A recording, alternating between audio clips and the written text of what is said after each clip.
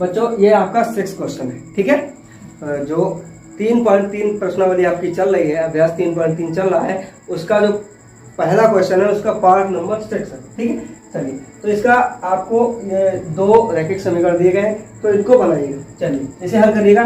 प्रतिस्थापन विधि से आपको करना है, ये ध्यान रखिए। कौन सी विधि लगानी है? प्रतिस्थापन विधि। समझ में आ रहा ना?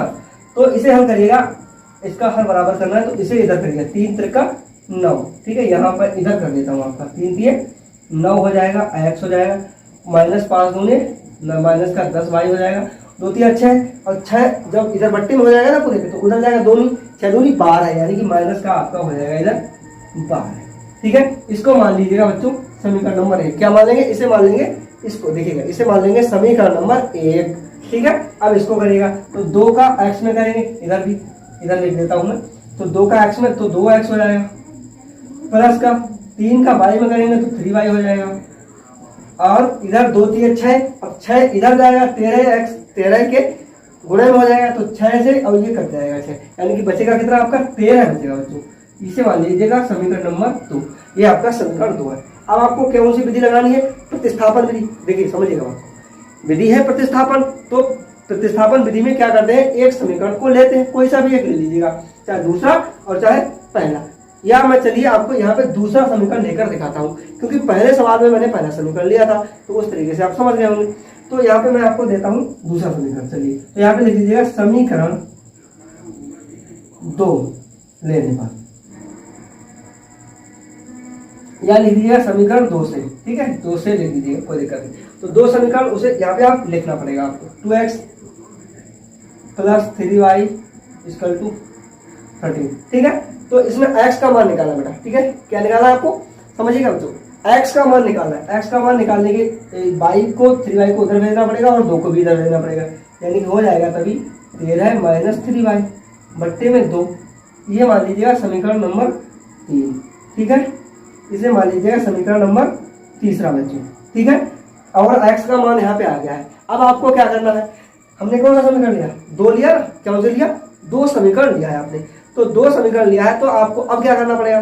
पहले आपने लिया था पहला समीकरण, तो पहला समीकरण लेने पर जो x का मान आया था, पहला समीकरण लेने पर x का मान आया था, आपने कहाँ रखा था बच्चों?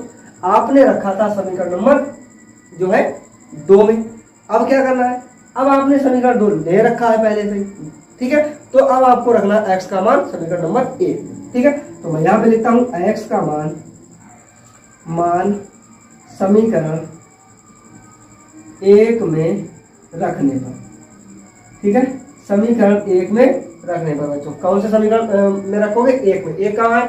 9x - 10y = -12, तो 9x - 10y = -12। यहाँ पे क्या रखना है आपको? क्या रखना है भाई? क्या रखना है?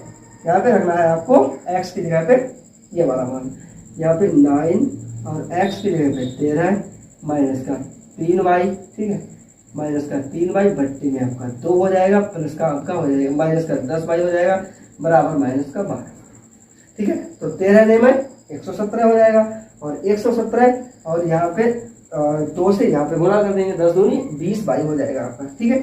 तो 13 ने में 117 माइनस का 9 तिया 27y, ठीक है, 27y माइनस का 10 दूने 20y, ठीक है, बराबर यहाँ पे हो जाएगा 12 का 2 गुणा 24 माइनस का 24, क्योंकि जो है देखिए अब यहाँ पे आपने 2 में 10 का गुणा 2 का गुणा 10 में करा, तो इसका मतलब यह पूरे के बट्टे में कितना आ गया? 2। अब 2 को कहाँ भेजना है आपको? उस पार। जब 2 उस पार जाएगा आपका, तो 12 दूने 24 हो जाएगा, ठीक है। चलिए, तो मैं इधर कर देता हूँ आपका क्वेश्चन, कोई दिक्कत नहीं है। तो क्या करना है आपको बच्चों? देखिए, समान चिन्हों वाली संख्याएं आपस में जुड़ती हैं। क्या होता है? समान चिन्हों वाली संख्याएं आपस में जुड़ती हैं। तो 20y और 27y माइनस के हैं दोनों, तो माइनस के 24y हो जाएंगे, ठीक है। तो सॉरी, माइनस का 47y, ठीक है। 20 और 27 को जोड़ेंगे, क्या हो जाएगा? 47y। और जो 17 है, 117 है आपका, वो इधर चला जाएगा, तो देखिएगा पक्षांतर कर दीजिएगा, तो माइनस का 47y = -24 और -117 कितना हो रहा है? जोड़िएगा इसे, 4 है ये, ठीक है। तो y का मान आपका हो जाएगा 4 और 7 11 है, और 2 3 और 1 4 और 1, ठीक है। 141 वो भी क्या आएगा माइनस का, y भी इधर जो है वो 47 है, ठीक है। 47 वो भी है आपकी माइनस की। अब क्या करना है y का मान आपको, तो y बराबर आपका माइनस 141 बट्टे माइनस 47, माइनस से माइनस कट जाएगा, 47 से काटोगे ये 3 भाग में कट जाएगा, यानी कि y का मान आपका आ जाएगा 3, ठीक है। y का जो आपका मान आया बच्चों वो क्या आया 3 आया। अब आपको x का मान कैसे निकालना है, इसका x का मान कैसे निकालना है, तो वो आपको यहाँ पे लिखना पड़ेगा। क्या लिखना पड़ेगा, y का मान समीकरण जो आपने 3 माना था 3 में रख दो, 3 में रखने पर 3 कौन सा था, x बराबर 13 माइनस 3/2, ठीक है। तो x बराबर 13 माइनस 3, y का मान कितना है 3/2 है, ठीक है। x बराबर कितना हो जाएगा 13 और 3 9, यानी कि 13 माइनस 9/2 कितना आएगा, x बराबर 4/2 यानी कि 2। x बराबर यहाँ पे हो जाएगा आपका x बराबर 2 बच्चों, ठीक है। तो क्या आया है आपका x का मान आया है आपका 2 और y का मान आया है आपका 3, ठीक है। समझ गए ना, पूरा प्रोसीजर आप समझ गए होंगे बच्चों, ठीक है। अच्छे से समझ गए होंगे अगर आपने कायदे से वीडियो देखा।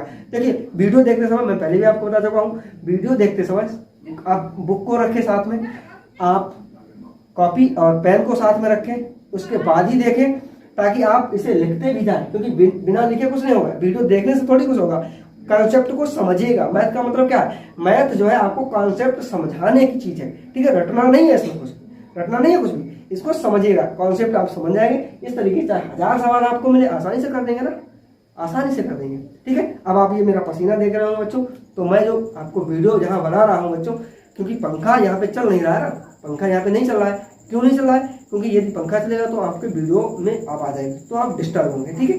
तो इस वजह से मैं थोड़ा पसीना से भीगा हुआ हूँ, आपके लिए इतनी मेहनत कर रहा हूँ, तो आप भी जो है सपोर्ट करिएगा और जो है वीडियोस को आप मित्रों में शेयर कर दीजिएगा, आपके फ़ोन में जो ग्रुप है उनमें शेयर कर दीजिएगा, ठीक है। चलिए, और इनको आप समझ गए होंगे। इसके बाद मैं आपको जो दूसरा आपका क्वेश्चन है वो लेकर आऊँगा, तब तक के लिए जय हिंद।